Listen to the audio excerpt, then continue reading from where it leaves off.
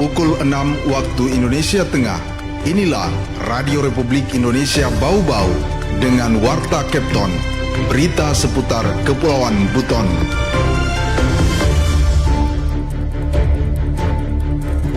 Hari ini kami sudah hadir dengan tenaga ahli kami yang sudah kami sekolahkan. Kalau di Bau-Bau yang akan dirujuk itu banyak 2 pasien jiwa, 1 pasien tumor, 1 tanpa anak di lorong nasional. Selamat pagi dari Jalan Limbowolio, Kelurahan Tanganapada, Kecamatan Murhum, Kota Bau-Bau. Inilah Radio Republik Indonesia dalam penyampaian Warta Kepton. Kami sampaikan pokok-pokok berita utama. Dinas Perdagangan dan Perindustrian Kota Bau-Bau lakukan tera ulang terhadap alat ukur, takar, timbang, dan perlengkapan milik pelaku usaha untuk menjaga keadilan dalam transaksi jual beli. Pasca berbagi Bau-Bau dampingi puluhan pasien kurang mampu, beberapa diantaranya berkebutuhan khusus. Inilah Warta Kepton selengkapnya, Sabtu 12 Desember 2024 bersama saya, Laode Muhammad Syahribul.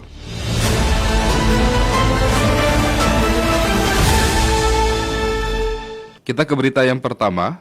Dinas Perdagangan dan Perindustrian Kota Bau-Bau lakukan tera ulang terhadap alat ukur, takar, timbang, dan perlengkapan milik pelaku usaha untuk menjaga keadilan dalam transaksi jual beli. Mengenai hal tersebut kita ikuti laporan reporter Afriansyah. Hari ini kami sudah hadir dengan tenaga ahli kami yang sudah kami sekolahkan. Dinas Perdagangan dan Perindustrian Kota Bau-Bau terus berkomitmen menjaga keadilan dalam transaksi jual beli di wilayahnya. Salah satu upaya yang dilakukan dengan rutin melaksanakan tera ulang terhadap alat ukur, takar, timbang, dan perlengkapannya. Tera ulang merupakan proses pengecekan ulang akurasi alat ukur untuk memastikan bahwa konsumen mendapatkan barang sesuai dengan takaran yang dibeli. Sasaran tera ulang di Bau-Bau meliputi pedagang pasar tradisional, pelaku usaha perikanan, rumput laut, hingga SPBU. Kepala Dinas Perdagangan dan Perindustrian Kota Bau-Bau, Laode Ali Hasan, mengatakan pihaknya telah memiliki tenaga ahli, pengawas, dan peralatan yang memadai untuk melaksanakan tera ulang secara mandiri. Dan hari ini kami sudah hadir dengan tenaga ahli kami yang sudah kami sekolahkan dan sudah diakui oleh Kementerian Perdagangan bahwa untuk pelaksanaan tera itu sudah bisa dilaksanakan di Kota Bau-Bau sendiri, bukan lagi dikerjasamakan dengan daerah lain. Menurut Ali, dengan adanya tenaga ahli sendiri, proses tera ulang menjadi cepat dan efisien. Selain itu, memberikan kepastian kepada pedagang bahwa timbangan yang digunakan telah sesuai dengan standar yang berlaku. Pedagang pun mengapresiasi program ini karena mereka dapat melaksanakan tera ulang kapan saja dan tidak perlu lagi mendatangkan tenaga ahli dari luar daerah. Dan hari ini juga selalu kita himbau kepada pedagang untuk memastikan timbangan yang ada di tempat usahanya masing-masing pada saat kapan saja kalau ada kerusakan kemudian mungkin tidak sesuai dengan timbangan yang mereka jual, itu kita himbau untuk segera membawa ke kantor dinas perindah di bidang meteorologi seperti itu. Kedepannya, Dinas Perdagangan dan Perindustrian Kota Bau-Bau juga berencana melakukan kalibrasi meteran air PDAM untuk memastikan keakuratan pembacaan. Upaya ini dilakukan sebagai respon atas keluhan masyarakat mengenai kemungkinan ketidaksesuaian antara pemakaian air dengan tagihan yang diterima. Sekarang ini keluhan pelanggan itu rata-rata air yang mengalir sedikit, pembayaran lebih tinggi. Pembayaran ada juga rendah, hanya kita belum tahu seperti apa, makanya kita perlu lakukan kalibrasi kepada timbangan yang ada. Kalau menurut informasi kemarin, BPKB sudah menyampaikan bahwa yang namanya meteran air itu harus dipastikan. Program tera ulang ini menjadi bagian dari upaya pemerintah Kota Bau-Bau untuk meningkatkan transparansi dan keadilan dalam perdagangan, serta memberikan rasa aman bagi konsumen.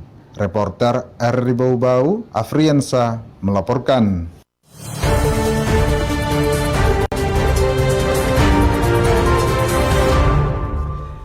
Kita ke berita selanjutnya. Komisi 3 DPR RI yang membidangi penegakan hukum melaksanakan kunjungan kerja spesifik ke Polda Sulawesi Tenggara kemarin.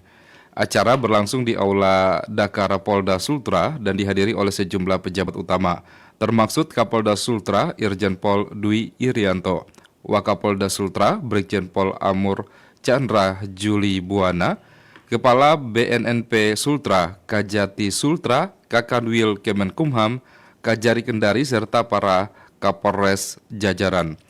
Kunjungan ini bertujuan untuk mendengarkan masukan, keluhan, serta aspirasi dari para aparat penegak hukum di wilayah Sultra, terutama terkait minimnya sarana dan prasarana atau sarpras pendukung tugas.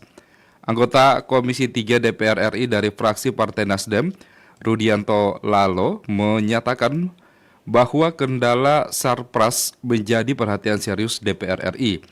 Dalam kesempatan tersebut, Rudianto juga memberikan apresiasi atas kinerja Polda Sultra dan jajaran dalam mengamankan Pilkada Serentak 2024 di Sulawesi Tenggara.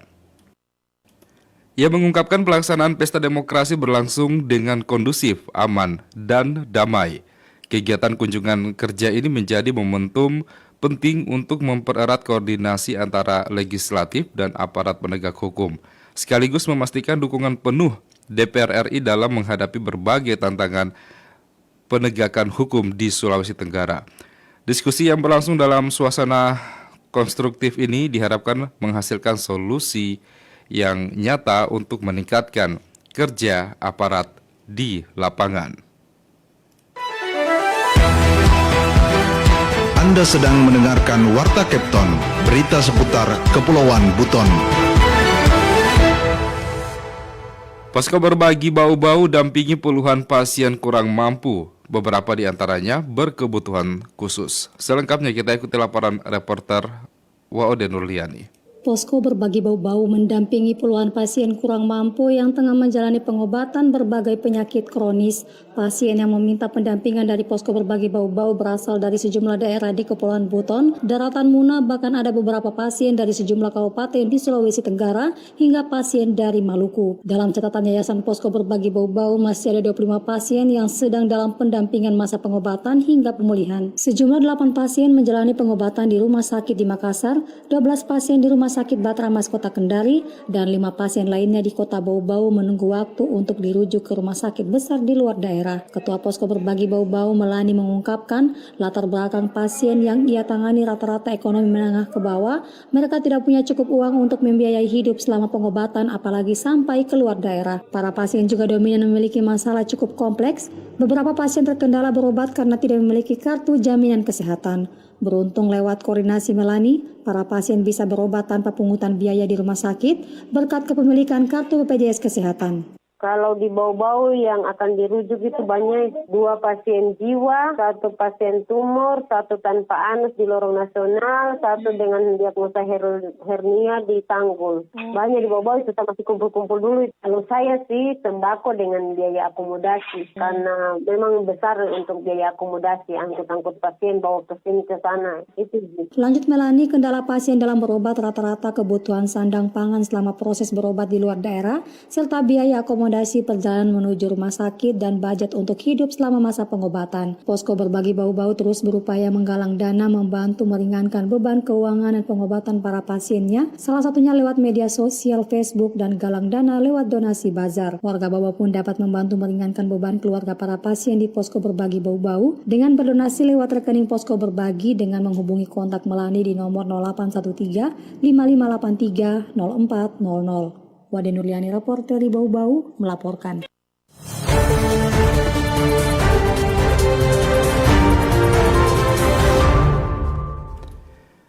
Dan kita ke berita yang terakhir. Dalam rangka menyambut Hari Kesehatan Nasional HKN ke-60 pada tanggal 12 Desember 2024 mendatang, Dinas Kesehatan Kota Bau-Bau menyelenggarakan sejumlah kegiatan, diantaranya Bakti Kesehatan. Sekretaris Dinas Kesehatan Bau-Bau, Marvia Tahara, mengatakan kegiatan bakti kesehatan dilaksanakan pagi ini di pelataran kantor Dinas Kesehatan Kota Bau-Bau. Semarak Hari Kesehatan Nasional di pelataran kantor Dinas Kesehatan akan diawali dengan senam sehat bersama dan dilanjutkan dengan pemeriksaan kesehatan gratis mulai jam 9 pagi sampai dengan jam 12 siang. Marvia mengatakan item layanan pemeriksaan berupa berat badan, tinggi badan, tekanan darah, dan kolesterol. Kemudian ada pemeriksaan asam urat, gula darah, jumlah sel darah merah, jumlah sel darah putih, trombosit, hemoglobin, dan hematokrit. Pemeriksaan kesehatan terbuka untuk umum, syaratnya cukup membawa kartu identitas diri berupa kartu tanda penduduk.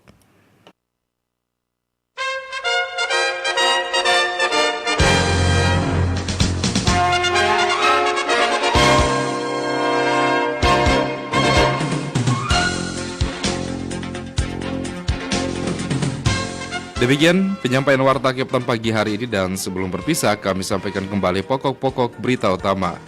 Dinas Perdagangan dan Perindustrian Kota Bau-Bau melakukan tera ulang terhadap alat ukur, takar, timbang, dan perlengkapan milik pelaku usaha untuk menjaga keadilan dalam transaksi jual beli.